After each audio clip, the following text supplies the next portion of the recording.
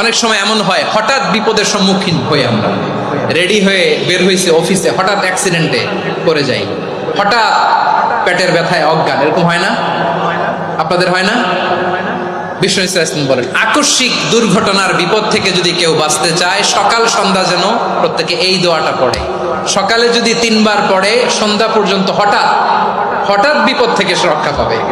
Two be protected from sudden calamity, sudden disaster, sudden calamity, হঠাৎ বিপদ, হঠাৎ ভয়ঙ্কর কোন আকস্মিক বিপদ থেকে আল্লাহ বাঁচায় দিবে। সকালে পড়লে সন্ধ্যা পর্যন্ত প্রোটেক্টেড, সন্ধ্যাবেলায় যদি 3 বার পরে সকাল পর্যন্ত প্রোটেক্টেড। সুবহানাল্লাহ পড়ে। দোয়াটা কি?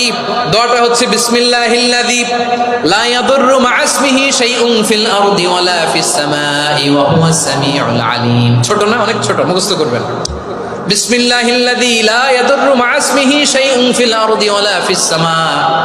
ওই আল্লাহর নাম নিচ্ছি যে আল্লাহর নামের বরকতে আকাশ জমিনের কোনো কিছু কারো কোনো ক্ষতি সাধন করতে পারে না।